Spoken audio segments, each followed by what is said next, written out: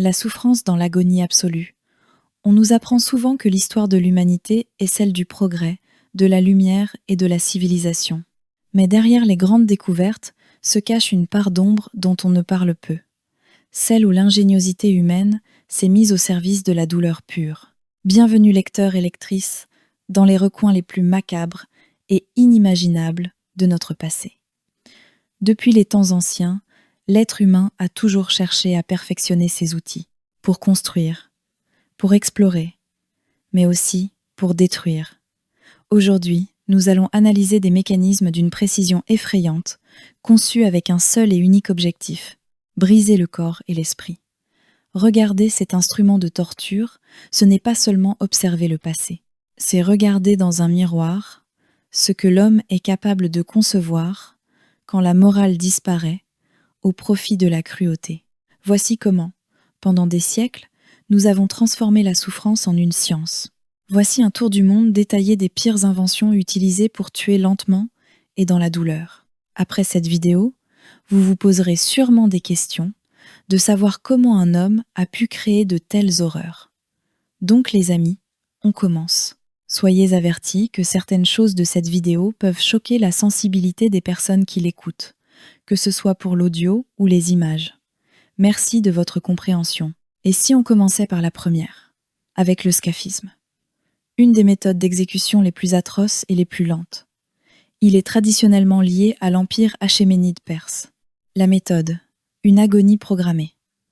Le supplice repose sur une combinaison de confinement, d'alimentation forcée et d'exposition aux éléments et aux parasites. Ce supplice allait de 1 à 3. L'enfermement. Le condamné était placé sur le dos dans une petite barque où un tronc d'arbre est vidé.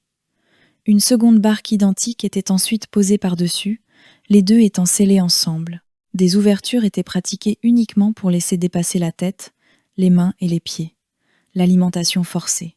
On forçait le prisonnier à ingérer des quantités massives de lait et de miel. S'il refusait de manger, les bourreaux lui piquaient les yeux avec des épingles jusqu'à ce qu'il cède. L'exposition, le visage et les membres exposés étaient également badigeonnés de miel. Le condamné était ensuite laissé en plein soleil, souvent sur un étang stagnant ou dans une zone marécageuse. Les causes de la mort, l'horreur biologique. Ce qui rend le scaphisme particulièrement cruel, c'est que la mort ne survient pas par traumatisme direct, mais par une décomposition lente du corps vivant. L'attraction des insectes, le miel sur le visage attirait des nuées de guêpes et de mouches qui harcelaient et piquaient la victime. La putréfaction interne, l'ingestion forcée de lait et de miel, provoquait rapidement une diarrhée sévère et incontrôlable. Les excréments s'accumulaient à l'intérieur de la coque fermée, la prolifération des vermines.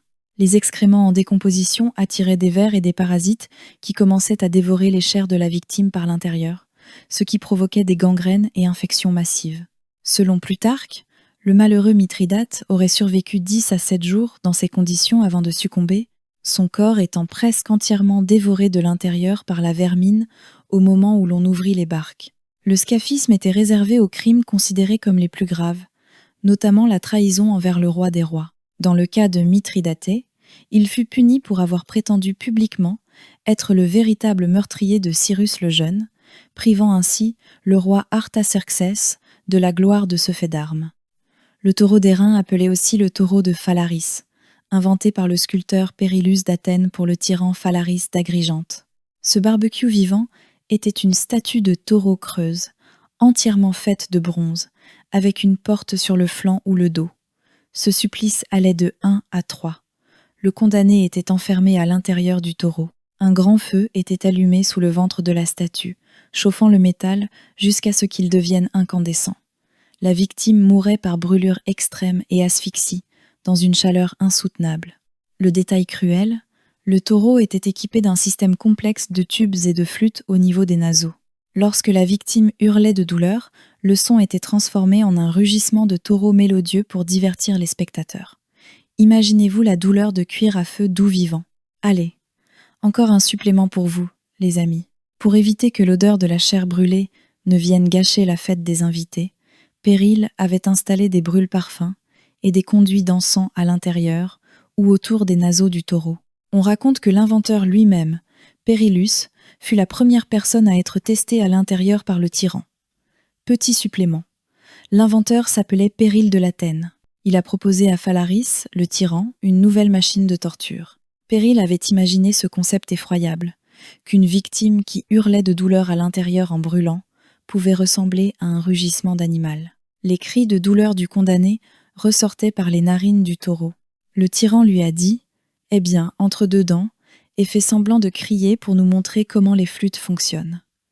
Dès que Pérille s'installe à l'intérieur, le tyran ordonne de verrouiller la porte et d'allumer le feu sous le ventre du taureau. Mais le tyran ne l'a pas laissé complètement cuire dedans, car il ne voulait pas salir son jouet. Il a sorti Pérille du taureau et l'a fait jeter du haut d'une falaise. À la toute fin de son règne, les gens étaient révoltés par sa cruauté et ont demandé à ce que le tyran subisse le même sort qu'il avait fait subir aux autres, la peine du sac. C'était le châtiment spécifique réservé aux parricides, ceux qui tuaient leur père, leur mère ou un proche parent.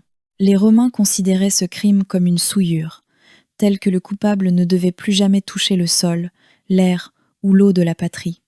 Ce supplice allait de 1 à 4. Le condamné était d'abord fouetté avec des verges couleur de sang jusqu'à l'épuisement. Les verges, il s'agissait de branches de bouleau ou d'osier servant à la flagellation. On lui couvrait la tête d'un sac en peau de loup et on lui chaussait des sabots de bois pour ne pas souiller la terre. Il était ensuite enfermé dans un grand sac de cuir avec 4 animaux vivants, un chien, un coq, une vipère et un singe. Le sac était solidement cousu, puis jeté dans le Tibre ou dans la mer. Le détail cruel, le condamné mourait par noyade, mais avant cela, il subissait la terreur et les morsures des animaux affolés, enfermés avec lui dans l'obscurité totale du sac. Chaque animal avait une symbolique. Le chien pour le manque de respect, le serpent pour la trahison et le crime de sang, le coq pour la fureur et la violence, et enfin, le singe pour la parodie d'humanité, car le singe ressemblait à l'homme. Pour les juges, le patricide était considéré comme une caricature d'homme.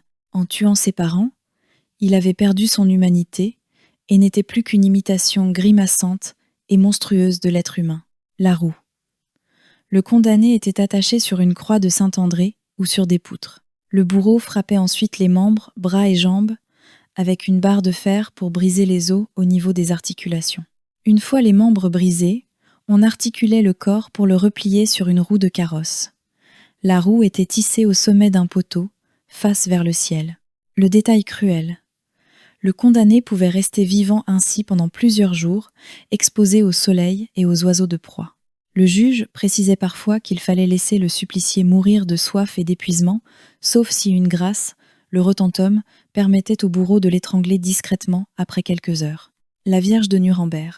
Il s'agit d'une sorte de sarcophage, en fer ou en bois, à forme humaine, souvent avec le visage de la Vierge Marie, dont l'intérieur est tapissé de longues pointes métalliques acérées. On plaçait le condamné à l'intérieur du sarcophage et on refermait lentement les 2 portes.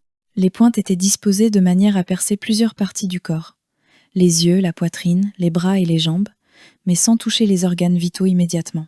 Le but n'était pas de tuer sur le coup, mais de provoquer une hémorragie lente. Le condamné pouvait rester enfermé dans le noir total, empalé, pendant des heures ou des jours, jusqu'à ce que l'épuisement ou l'infection l'emporte. Le supplice des cendres. Ce châtiment était réservé aux grands traîtres ou aux criminels religieux. On utilisait une tour de 75 coudées, environ 30 mètres de haut, remplie jusqu'à une certaine hauteur de cendres sèches et brûlantes. Le condamné était hissé au sommet de la tour, et on le précipitait dans le vide pour qu'il tombe dans la montagne de cendres.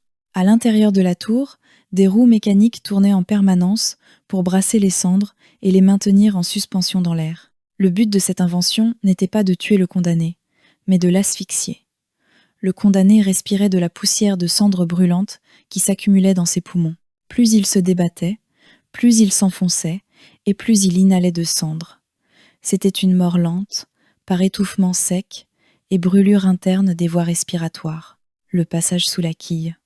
Il s'agissait d'un châtiment disciplinaire pour les fautes graves en mer, mutinerie, vol à bord ou insulte grave envers un officier. Le condamné était lesté, on lui attachait des poids aux pieds et suspendu par des cordages à une grande vergue, ce qu'on appelle le mât horizontal.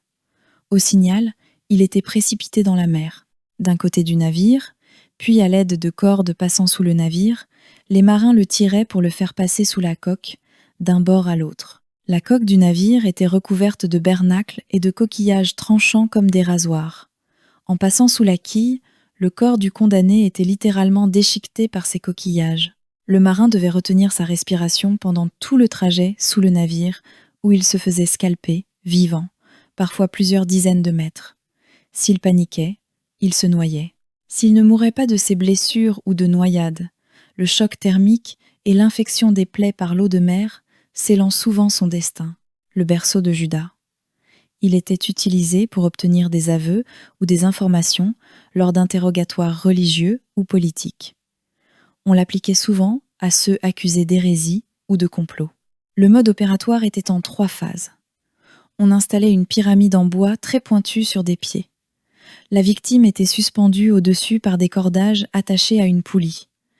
Le bourreau descendait lentement le condamné, laissant le poids de son propre corps faire l'ouvrage, jusqu'à ce que la pointe de la pyramide ne s'introduise dans l'orifice de la victime.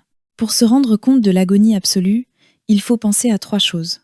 La gravité, c'est le propre poids de la victime qui provoquait la torture. Plus l'interrogatoire durait, et plus les muscles se relâchaient, et plus la pointe s'enfonçait, provoquant des déchirures musculaires et des hémorragies internes.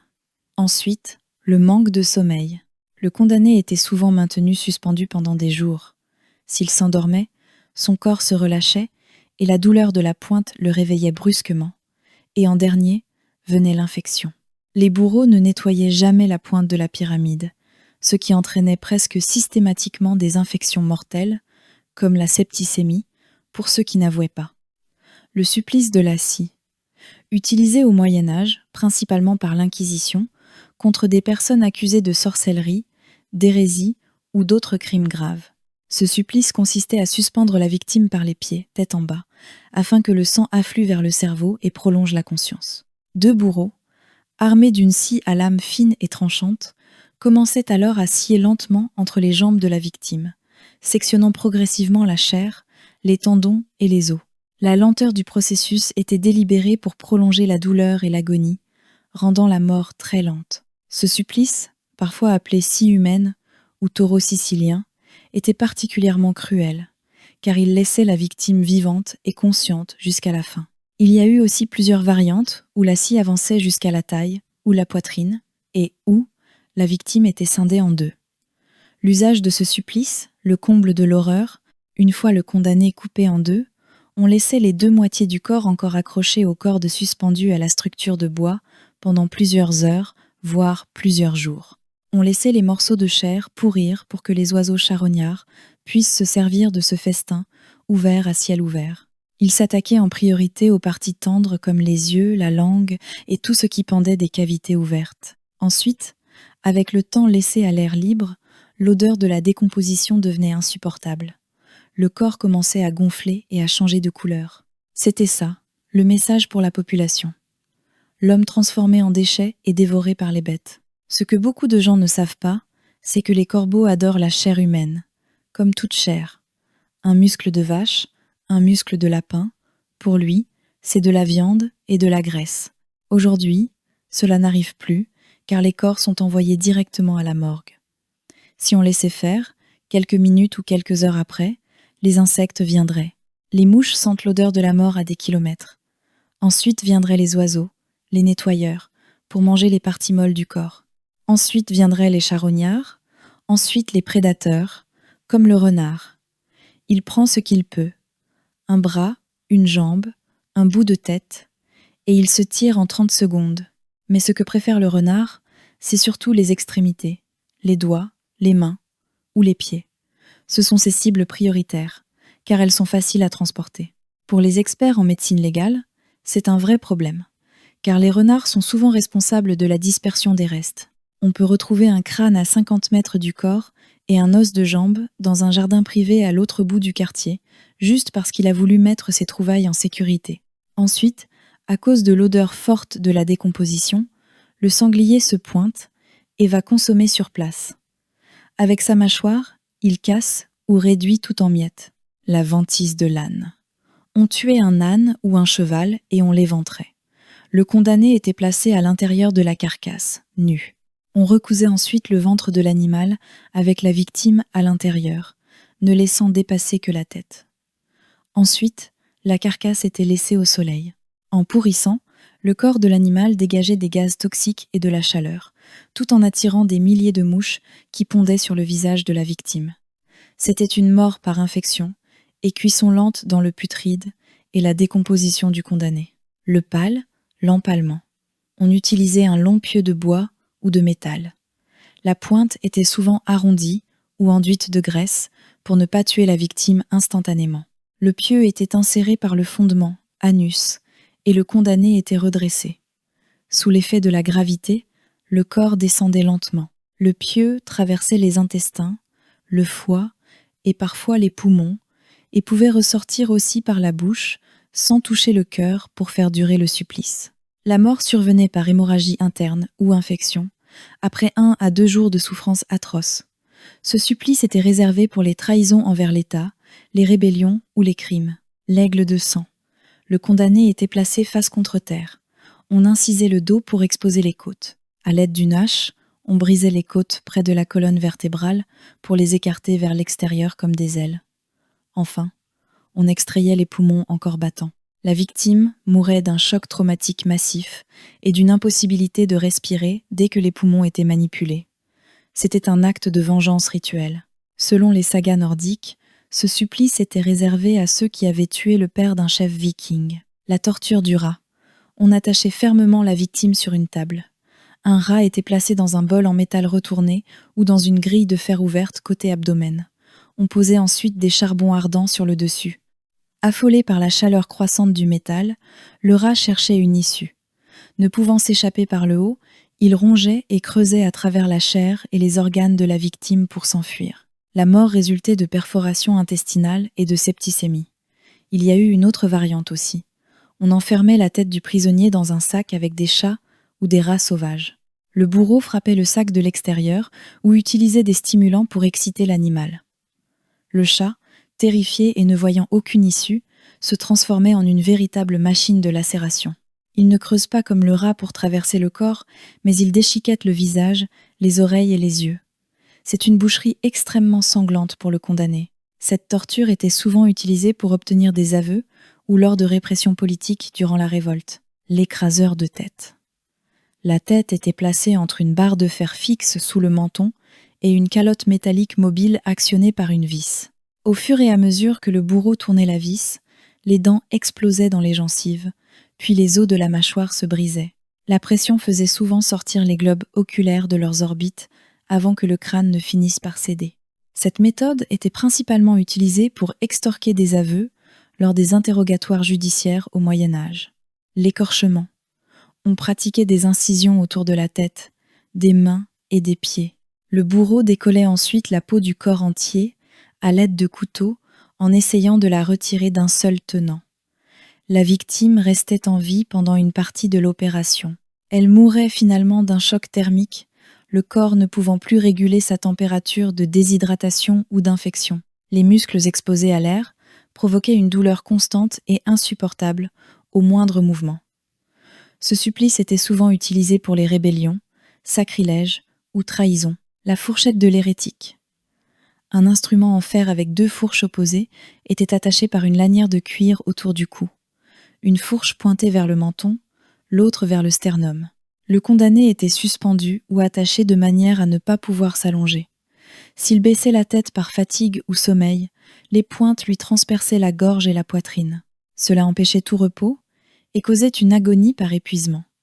Méthode utilisée par l'Inquisition pour forcer les hérétiques à renier leurs croyances. Le garrot. La victime était assise contre un poteau. Un collier de fer passait autour de son cou, relié à une vis à l'arrière. Selon la méthode, soit la vis serrait le collier pour provoquer une strangulation lente, soit une pointe métallique sortait de la vis pour briser la colonne vertébrale au moment du serrage, provoquant une mort plus rapide, mais violente. Supplice utilisé pour les condamnations pénales de droit commun, comme le vol et le meurtre. La poire d'angoisse.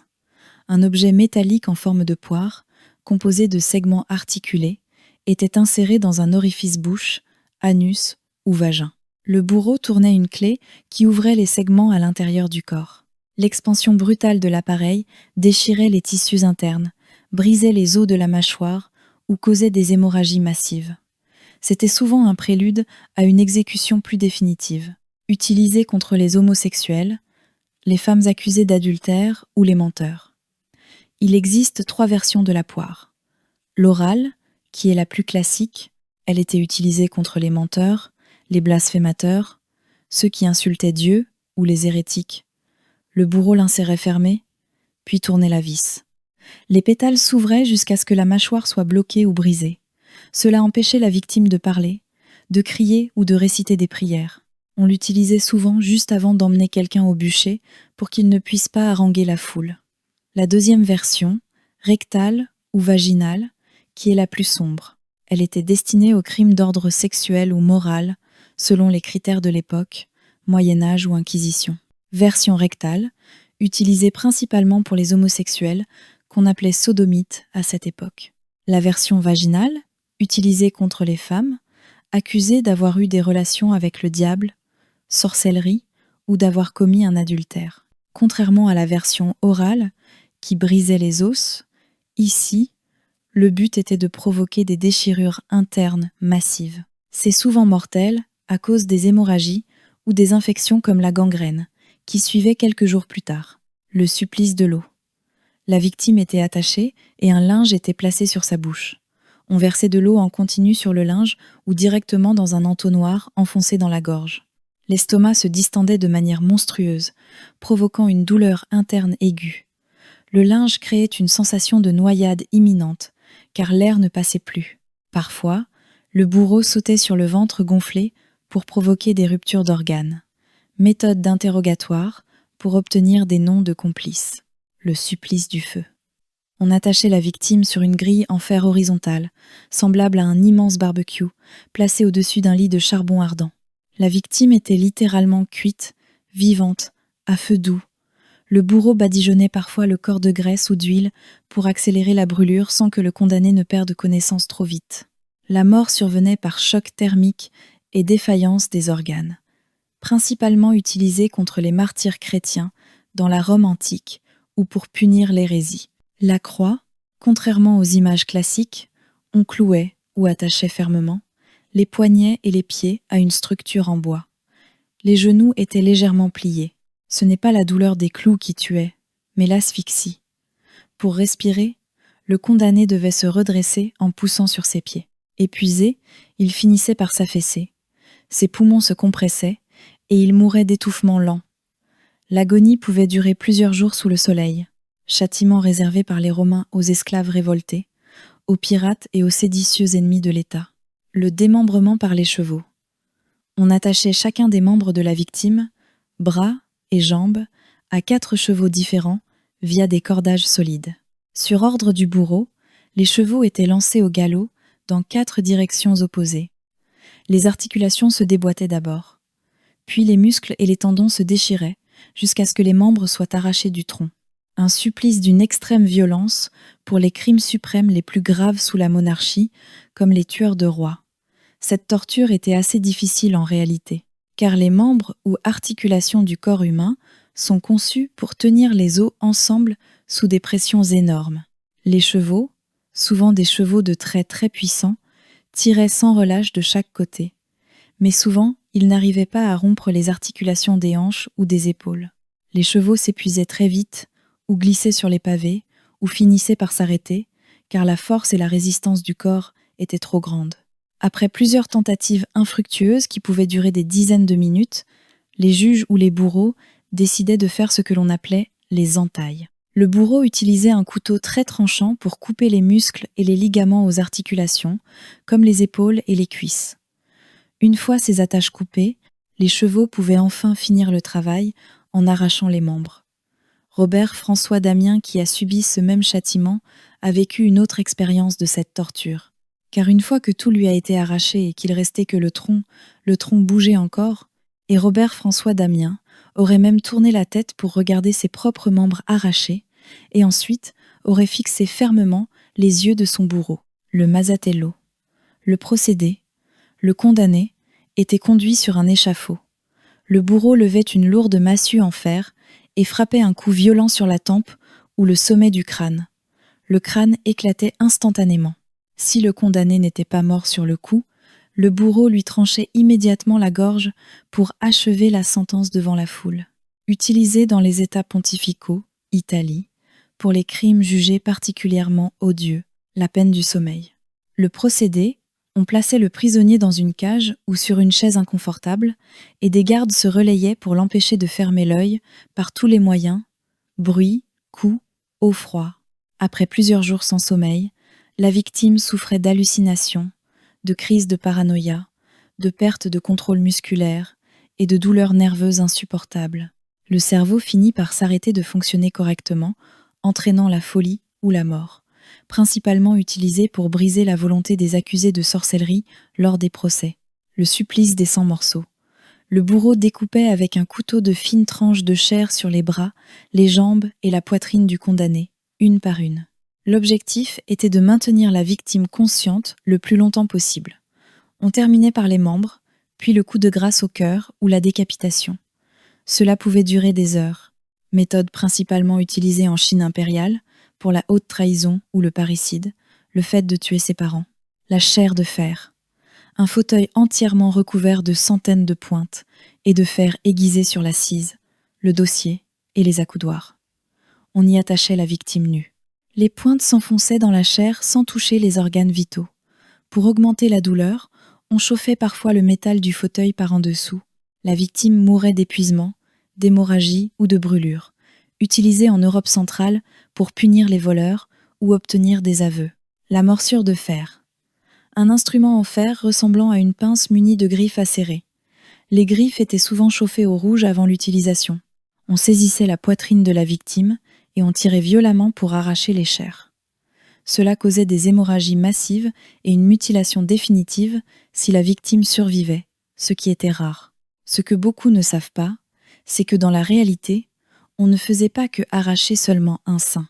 Dans la vraie version qui n'est pas souvent divulguée, que, selon la gravité de l'acte, la sentence était encore plus barbare. Si la sentence disait que le condamné devrait être tenaillé aux 4 membres et aux mamelles, le bourreau suivait un ordre précis pour que la victime reste consciente le plus longtemps possible. D'abord les bras. On utilisait la morsure de fer, la tenaille brûlante, pour arracher un morceau de chair sur le biceps ou l'avant-bras droit, puis le gauche. Ensuite, les seins. C'était l'étape suivante. On utilisait ensuite l'arrache-sein pour arracher le sein droit, puis le gauche. Enfin venait le tour des jambes. On terminait par les cuisses ou les mollets. Pourquoi 2 bras et 2 jambes au lieu du sein? À cette époque, on punissait chaque partie du corps qui avait pu servir au crime. Les bras avaient frappé ou volé. Les jambes avaient couru pour s'enfuir, et la poitrine représentait le cœur ou le siège de la mauvaise intention. Pour ce même supplice sur celui d'un homme, comme Ravaillac, son châtiment était en version plus dure et agonisante. Avant de finir écartelé, il a été tenaillé aux 2 tétons, aux 2 bras et aux 2 cuisses. À chaque fois, le bourreau versait du plomb fondu et de l'huile bouillante dans les plaies ouvertes par la morsure de fer. Ce supplice pouvait être répété jusqu'à 6 fois sur le même condamné, selon la gravité de la sentence. Utilisé contre les femmes accusées d'hérésie, de blasphème ou d'avortement, ou dans un cas très rare comme Ravaillac, qui avait tué le roi, en s'y prenant à 2 fois. Le carrosse était bloqué par des charrettes de foin. Ravaillac a profité de cet instant pour sauter sur la roue du carrosse et frapper le roi. Il frappe une première fois, mais son couteau glisse. Il touche le roi entre la première et deuxième côte, mais ce n'est qu'une blessure superficielle. Le roi aurait alors crié « Je suis blessé ». Ravaillac frappe immédiatement après en pleine poitrine, touchant les poumons et sectionnant une artère majeure, l'aorte. C'est ce coup qui tue Henri IV. Le roi s'effondre, en disant « Ce n'est rien », avant de perdre totalement conscience. Ravaillac tente encore un 3e coup dans la panique, mais se rate complètement. Le couteau finit dans la manche du duc, qui était assis à côté du roi en essayant de s'interposer. D'ailleurs, Ravaillac n'a même pas cherché à fuir. Il était comme pétrifié, jusqu'à ce que les gardes viennent le récupérer et le condamnent à mort. Le supplice du plomb fondu. Le procédé, On chauffait du plomb, du soufre ou de la cire jusqu'à ce qu'ils deviennent liquides. À l'aide d'une louche, le bourreau versait cette substance dans les oreilles, les yeux ou directement dans la gorge de la victime via un entonnoir. Le métal liquide brûlait instantanément les tissus internes et provoquait une onde de choc thermique. Si versé dans la gorge, les poumons étaient brûlés par les vapeurs et l'estomac explosait sous la chaleur. La mort était extrêmement rapide, mais d'une violence absolue. Châtiment romain pour les faux-monnayeurs ou les rebelles. La mort par les éléphants. Le procédé, le condamné était allongé au sol, la tête ou le buste sur une pierre. Un éléphant de combat, dressé pour l'occasion, s'approchait. Sur ordre du dresseur, l'éléphant posait lentement son pied sur la tête du condamné pour l'écraser, ou utilisait sa trompe munie de lames pour démembrer la victime. L'éléphant pouvait aussi presser lentement la poitrine jusqu'à ce que les côtes éclatent et que les poumons s'arrêtent. Très courant en Asie du Sud, en Inde et en Thaïlande, pour punir la désertion militaire ou la trahison envers le souverain. Le supplice de la pierre. On plaçait sur la poitrine de la victime une planche de bois, puis on ajoutait des pierres de plus en plus lourdes, une par une. Ce qui arrivait, la pression augmentait progressivement. La victime avait de plus en plus de mal à gonfler ses poumons pour respirer. Finalement, les côtes finissaient par craquer et s'enfoncer dans les poumons et le cœur. C'était une suffocation par écrasement. Utilisée en Angleterre et en Nouvelle-Angleterre pour forcer un accusé à plaider coupable ou non coupable s'il restait muet. Pendu, traîné et équarri. Le condamné était pendu mais dépendu avant de mourir. Encore conscient, il était éventré et ses entrailles étaient brûlées sous ses yeux, puis il était décapité. Le corps était ensuite découpé en 4 morceaux, cartelés. La tête était souvent empalée sur un pont pour servir d'avertissement. C'était une punition suprême en Angleterre pour haute trahison contre le roi ou la reine, la murette. Le condamné était placé dans une petite niche ou une pièce minuscule, et on maçonnait l'entrée avec des briques et du mortier. On laissait parfois une petite fente pour passer un peu d'eau, où on fermait tout hermétiquement. La victime mourait lentement de faim, de soif, et surtout de folie dans l'obscurité totale et le manque d'air. Punition pour les vestales, ayant rompu leurs vœux de chasteté. Rome, ou pour certains crimes religieux au Moyen-Âge. La fournaise. On enfermait la victime dans un grand four à pain, ou une pièce métallique chauffée de l'extérieur par des flammes intenses. Contrairement au grill, la chaleur est ici enveloppante. L'air devient irrespirable, brûlant les poumons à chaque inspiration. La peau cloque et se détache, et la victime finit par mourir d'un œdème pulmonaire ou d'un arrêt cardiaque dû à la chaleur extrême. Utilisé dans l'Antiquité et lors de certains épisodes de répression barbare. Le supplice de la goutte d'eau, on attachait la victime de manière à ce qu'elle ne puisse pas bouger la tête. Juste au-dessus de son front, on plaçait un récipient percé qui laissait tomber une goutte d'eau froide, toujours au même endroit, à intervalles réguliers, toutes les quelques secondes. Au début, cela semble inoffensif. Mais après des heures, puis des jours, la sensation devient insupportable.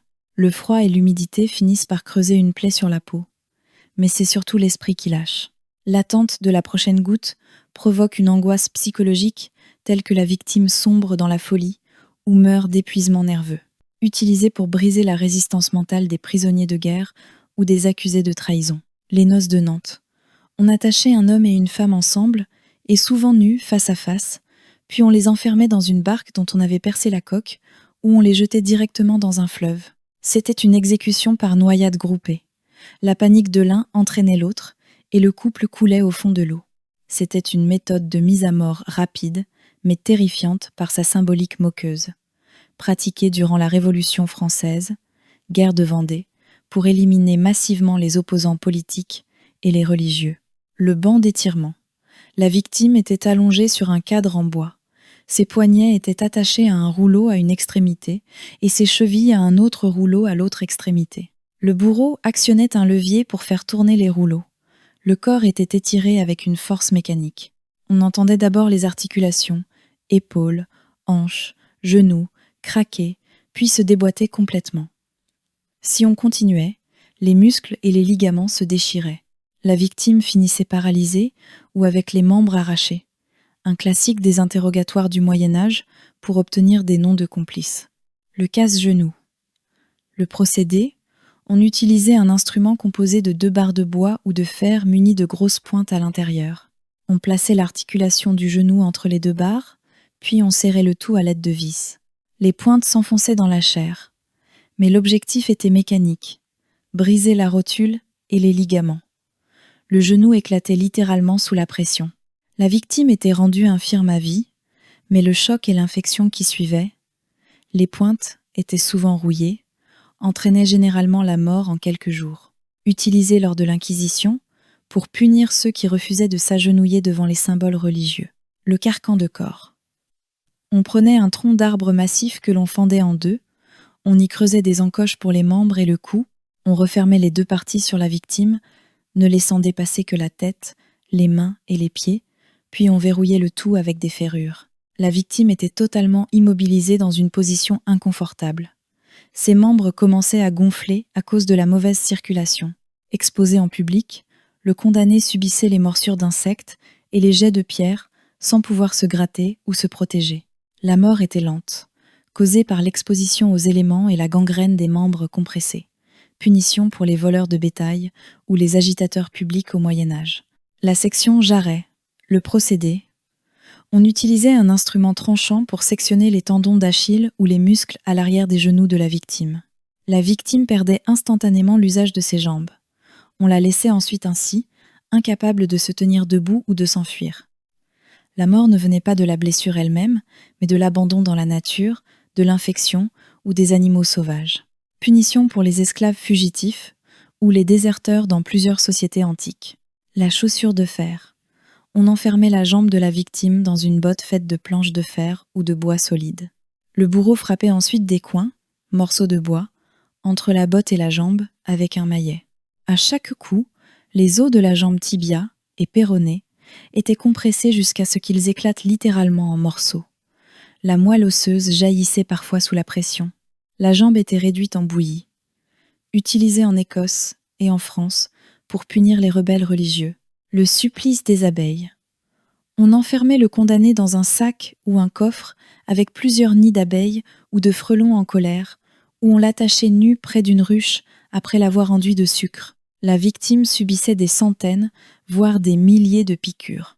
Le venin provoquait un gonflement monstrueux du corps, des difficultés respiratoires, choc anaphylactique et une douleur brûlante généralisée avant que le cœur ne lâche.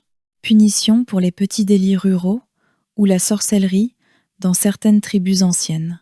Le brodequin, similaire à la botte, mais ici on plaçait les 2 jambes entre 4 planches liées.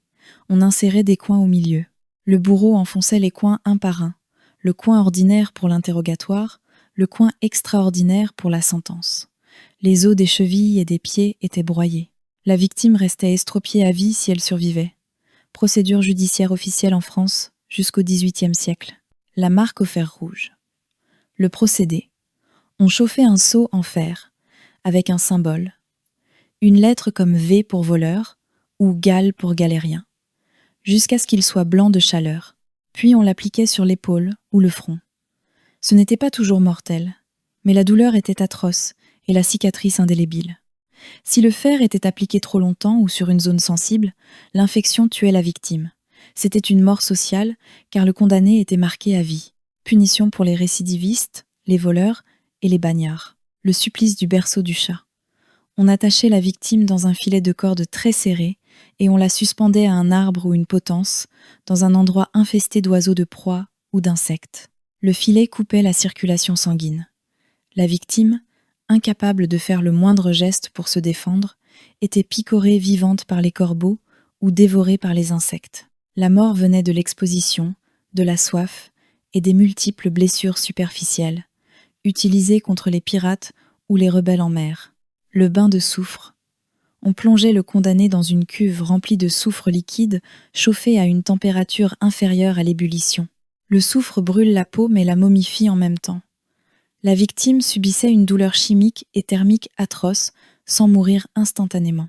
Les vapeurs de soufre attaquaient également les yeux et les poumons, provoquant une cécité et une détresse respiratoire totale, réservée aux empoisonneurs ou à ceux pratiquant l'alchimie interdite, la cigogne ou la fille du scavenger. Un instrument en fer en forme de A. On forçait la victime à se mettre en boule, la tête vers les genoux, les mains et les pieds attachés ensemble par l'appareil. L'instrument compressait le corps si violemment que le sang finissait par sortir par le nez, les oreilles et même les yeux. Les vertèbres étaient poussées à leur limite de rupture. La victime mourait de suffocation ou d'hémorragie interne due à la pression.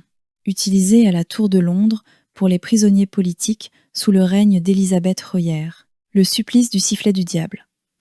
On plaçait dans la bouche de la victime un instrument en fer muni de trous, puis on la suspendait par les bras.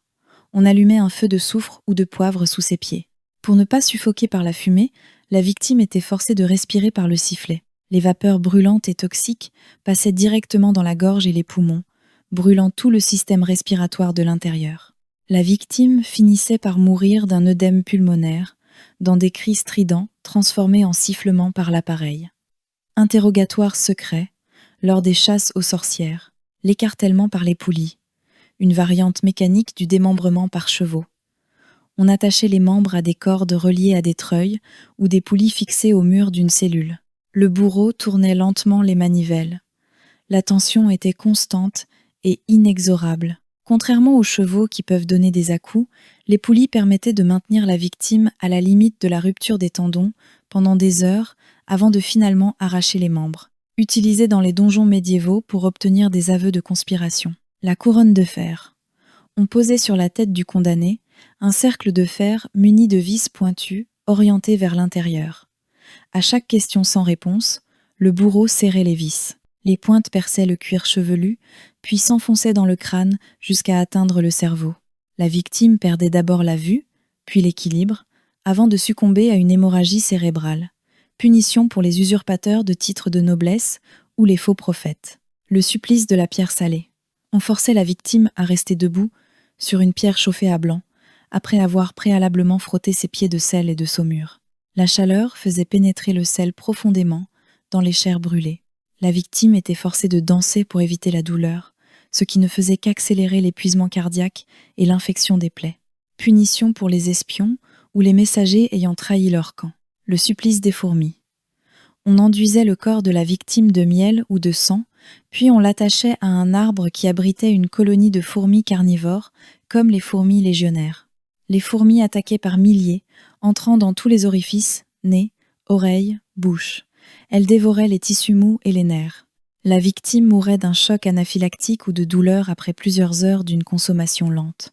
Châtiment rituel ou punition pour adultère dans certaines cultures d'Amérique centrale. La flûte du malade. Ce n'est pas seulement un collier de fer, c'est une lourde flûte en métal, attachée au cou, dont les doigts en fer serraient les doigts de la victime. On forçait le condamné à rester dans une position humiliante en public, les doigts écrasés par les vis de l'instrument. Si le condamné bougeait, le collier serrait la gorge. C'était une torture par la douleur articulaire continue et l'humiliation. Punition pour les mauvais musiciens considérés comme perturbant l'ordre public, ou les calomniateurs en Europe médiévale. Le bain de chaux vive. On plaçait le condamné dans une cuve ou une fosse, remplie de chaux vive, oxyde de calcium, sous forme de poudre. On versait ensuite un peu d'eau sur la poudre où on comptait sur l'humidité naturelle du corps, comme la sueur et sang. La réaction chimique entre la chaux et l'eau produit une chaleur extrême, plus de 100 degrés, et une substance hautement corrosive. La chair est littéralement dissoute et brûlée en même temps. La victime inhale aussi la poussière de chaux, ce qui brûle ses poumons de l'intérieur. La mort survient par destruction totale des tissus et choc thermique. Utilisée pour faire disparaître les corps des révoltés ou comme exécution sommaire durant les purges politiques. La rétractation. Une variante de l'âne avec un bœuf. On prenait la peau d'un bœuf fraîchement abattu, encore humide et souple. On enveloppait la victime nue à l'intérieur, puis on cousait la peau très serrée pour ne laisser dépasser que la tête. On exposait ensuite le paquet en plein soleil. La décomposition et la chaleur. Sous le soleil, la carcasse commence à pourrir très vite. La température à l'intérieur monte en flèche, créant un environnement étouffant et toxique. Ensuite, la rétractation. En séchant au soleil, la peau de l'animal se rétracte et durcit comme du cuir. Elle agit alors comme un étau broyant lentement les membres et la cage thoracique de la victime enfermée vivant à l'intérieur. Le rôle des mouches et insectes, ce qu'on appelle aussi l'attraction immédiate. L'odeur de la chair fraîche, celle du bœuf et les excréments de la victime, qui ne peut pas bouger, attirent des nuées de mouches en quelques minutes. Ensuite vient la ponte. Les mouches ne se contentent pas de tourner autour. Elles pondent massivement dans les orifices de la victime, comme les yeux, le nez, les oreilles et la bouche, et dans les plaies. Ensuite, c'est le dévorement. En quelques jours, les œufs éclosent et asticotent. Ces larves commencent à dévorer les tissus en décomposition de l'animal, mais s'attaquent aussi aux tissus vivants de la victime, là où la peau de la victime est le plus tendre. Ensuite vient l'infection. Ce n'est généralement pas le grignotage des mouches qui tue, mais le choc septique provoqué par l'infection massive de ces larves et la gangrène. Ce supplice triste et insoutenable pouvait durer des heures et des jours. Pour faire durer le plaisir, les bourreaux nourrissaient la victime pour que cela dure le plus longtemps possible. Le supplice de la chaudière, ou aussi appelé le bouillage. On installait une immense marmite remplie d'eau, d'huile, de suie ou même de vin. Le condamné était soit jeté dans le liquide déjà bouillant, soit suspendu par des chaînes et descendu progressivement. La peau se décolle instantanément des muscles, phénomène de desquamation masse. Si on utilisait de l'huile, la température était bien plus élevée que l'eau, carbonisant les graisses du corps. La mort survenait par choc traumatique et défaillance cardiaque due à la douleur extrême des terminaisons nerveuses exposées. En Angleterre et en France, c'était la peine réservée aux faux monnayeurs, ceux qui fabriquaient de la fausse monnaie, la cage amarrée. On enfermait le condamné dans une cage en fer dont les barreaux étaient trop étroits pour s'échapper. On fixait la cage à un poteau sur une plage ou sous un pont, précisément dans la zone de balancement des marées. À marée basse, la victime était au sec, exposée aux moqueries et au soleil. Lorsque la marée montait, l'eau arrivait d'abord aux pieds, puis aux genoux, puis au menton. La victime devait rester sur la pointe des pieds pendant des heures pour respirer, avant que l'eau ne recouvre totalement la cage. C'était une agonie psychologique terrifiante. Punition maritime pour les mutins ou les pirates capturés. L'arrache-langue. On utilisait une pince spéciale, souvent chauffée au rouge, munie de griffes ou de dents. On forçait la bouche de la victime à rester ouverte avec un écarteur, on saisissait la langue et on tirait d'un coup sec. Au-delà de la douleur neurologique foudroyante, cela provoquait une hémorragie massive. Si le bourreau ne cautérisait pas la plaie immédiatement, la victime s'étouffait avec son propre sang ou mourait d'une infection de la gorge qui descendait vers les poumons. Châtiment pour le blasphème. La médisance contre le roi ou les hérétiques ayant prêché contre l'Église. Le sciage des dents. Le bourreau utilisait une lime en fer ou une petite scie à métaux. Il limait les dents de devant du condamné jusqu'à ce que la pulpe et le nerf soient totalement à vif. La douleur nerveuse dentaire est l'une des plus insupportables pour le cerveau. Une fois les nerfs exposés, le bourreau versait du vinaigre, du sel ou de l'eau glacée dans la bouche. La victime sombrait dans la folie ou mourait d'un arrêt cardiaque provoqué par l'intensité de la douleur, utilisée dans certaines cultures antiques pour punir les menteurs ou les témoins ayant fait de faux serments. L'enterrement vivant à la verticale. On creusait un trou étroit et profond. On y plaçait le condamné debout, puis on jetait de la terre ou du sable jusqu'à ce que seule la tête dépasse du sol. On tassait fermement la terre. La pression de la terre tassée empêche la cage thoracique de se dilater correctement, rendant chaque respiration difficile. La victime mourait lentement de déshydratation, d'insolation ou était attaquée par des animaux et des insectes, sans pouvoir bouger un seul doigt pour se défendre. Punition pour les femmes infidèles ou les soldats déserteurs dans plusieurs civilisations anciennes. Le drapeau de fer. On attachait les mains du condamné dans le dos, puis on passait une corde dans ses poignets pour le suspendre au plafond. On ajoutait ensuite des boulets de canon ou des poids en fer attachés à ses chevilles. Sous l'effet des poids, les épaules se déboîtaient vers l'arrière dans un craquement sinistre. Les muscles de la poitrine se déchiraient, rendant la respiration presque impossible. Le corps s'allongeait de plusieurs centimètres sous la tension.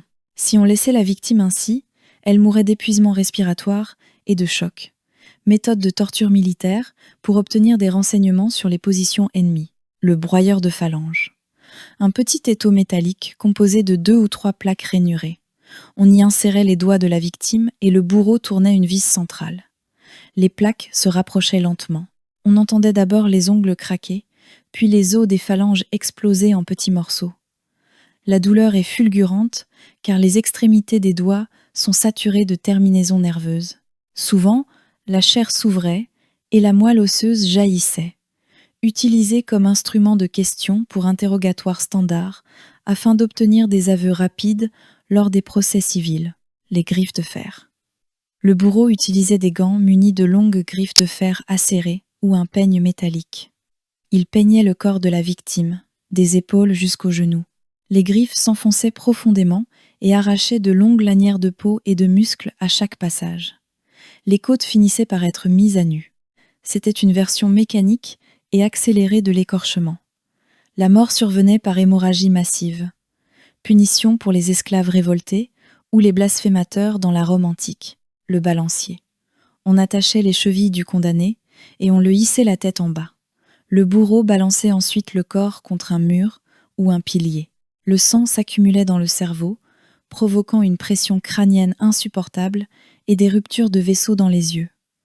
Les chocs, répétés contre le mur, brisaient les vertèbres cervicales et le crâne. La tête agissait comme une masse d'armes contre le mur jusqu'à l'éclatement. Châtiment expéditif lors des sièges de château pour les soldats ennemis capturés. Voilà mes amis. J'ai fait une liste assez complète sur les supplices utilisés au Moyen-Âge. Il existe beaucoup plus, ainsi que des variantes avec différents instruments. Mais le but final de chaque objet est la torture. Le plaisir de faire souffrir pour n'importe quelle raison. Les sentences étaient beaucoup plus dures à cette époque, et il y a plusieurs raisons à cette brutalité sauvage qui a duré très longtemps. Pour comprendre pourquoi la justice était si brutale au Moyen-Âge, il faut sortir de notre vision moderne et entrer dans une mentalité où le crime n'était pas seulement une faute contre la loi, mais une offense directe à Dieu et au roi. Voici les 3 piliers principaux qui expliquent cette violence. Le premier est l'aveu, la reine des preuves. À l'époque, on n'avait pas de police scientifique ou d'ADN. Pour condamner quelqu'un, le système juridique exigeait souvent un aveu complet. La torture judiciaire, on appelait cela mettre à la question. Ce n'était pas censé être un plaisir sadique, mais une procédure légale pour forcer le suspect à dire la vérité. Sauver l'âme. Dans la pensée médiévale, avouer ses fautes sous la douleur permettait au criminel de se repentir avant de mourir. La torture était vue comme un moyen de purifier l'âme pour lui éviter les tourments éternels de l'enfer. Le second pilier est le spectacle pour avertir. Il n'y avait pas de prison comme aujourd'hui. Elle servait surtout à attendre le procès. La punition devait donc être rapide, marquante et publique. L'exemple. Les exécutions pendaison, bûcher, roue avaient lieu sur la place du marché pour terrifier la population. Le message était simple. Voilà ce qui vous arrivera si vous défiez l'ordre. Rétablir l'honneur du roi. Un crime grave était considéré comme une atteinte à la majesté du souverain. Le supplice public servait à montrer que le pouvoir du roi était absolu et capable de briser physiquement ceux qui s'y opposaient. Le troisième et dernier pilier, la symbolique du corps. Chaque supplice était souvent adapté au crime commis. On coupait la main des voleurs ou des parricides. On perçait la langue des blasphémateurs. On brûlait les hérétiques pour symboliser la purification par le feu. Un petit bémol historique. Il est important de noter que beaucoup d'instruments de torture célèbres, comme la Vierge de fer, sont des inventions du XVIIIe ou XIXe siècle pour faire croire que le Moyen Âge était plus barbare qu'il ne l'était. Vraiment. En réalité, la torture était très réglementée. Un médecin devait souvent être présent et les séances ne devaient pas entraîner la mort immédiate pour ne pas perdre l'aveu. Ensuite, les dates sont importantes. Combien de temps cela a-t-il duré ? La torture judiciaire, pour obtenir des aveux, a été légale en France pendant environ 500 à 600 ans. Le début, vers 1250, elle réapparaît au XIIIe siècle. Avant cela, on utilisait des ordalies, des épreuves religieuses comme tenir un fer rouge si tu guérissais. Dieu t'avait innocenté. L'Église interdit ces épreuves en 1215 et la justice décide alors de remplacer le jugement de Dieu par l'aveu humain obtenu par la force. L'apogée, 1400 à 1600, c'est la période la plus dure. Contrairement aux idées reçues, c'est à la fin du Moyen Âge et au début de la Renaissance que la torture est la plus utilisée, notamment lors de la chasse aux sorcières. Et la question cruciale, qui a mis fin à cela? Ce sont les philosophes des Lumières au XVIIIe siècle qui ont mené le combat. Ils disaient que la torture était inutile. Un innocent finit par avouer n'importe quoi pour que la douleur s'arrête, tandis qu'un coupable robuste peut s'en sortir. Cesare Beccaria, ce juriste italien, publie en 1764 un livre choc, des délits et des peines. Il y démontre que la torture est absurde et barbare. Son livre devient un best-seller dans toute l'Europe. Voltaire. En France, le célèbre philosophe se bat pour des victimes d'erreurs judiciaires, comme l'affaire Calas, et dénonce la cruauté des juges. Louis XVI. C'est lui qui signe officiellement la fin de la torture en France, juste avant la Révolution. En 1780, il abolit la question préparatoire, la torture pour faire avouer. Puis en 1788, il abolit la question préalable, la torture juste avant l'exécution pour dénoncer des complices. Si la torture a disparu de la loi à cette époque, la peine de mort, elle, est restée. En France, on a remplacé les anciens supplices, roues, bûchers, par une machine unique, jugée plus humaine, la guillotine. J'espère que cette vidéo vous fera réfléchir sur la chance que l'on a aujourd'hui. Maintenant, on entasse les gens dans les prisons. C'est encore un autre souci de société. Faire le ménage de temps en temps est bien aussi. Je ne suis pas pour la peine de mort, mais dans certains cas, je pense qu'elle devrait être rétablie pour les crimes les plus barbares, comme les gens qui sont jugés pour des atrocités et vont en prison et ressortent ensuite et recommencent à tuer. Je parle aussi pour les tueurs d'enfants ou les prédateurs sexuels. Cela ne devrait jamais sortir. Ils devraient être tués sur une place publique pour les crimes horribles qu'ils ont pu commettre. Ces criminels ne méritent que la mort et le châtiment fatal. Merci à vous, spectateurs. Si vous avez tenu pendant toute la vidéo, je ne sais pas ce que vous pensez, vous, de ce que j'ai dit sur la peine de mort pour ce type d'individu. N'hésitez pas à me faire part de votre opinion à ce sujet. Merci et à la prochaine.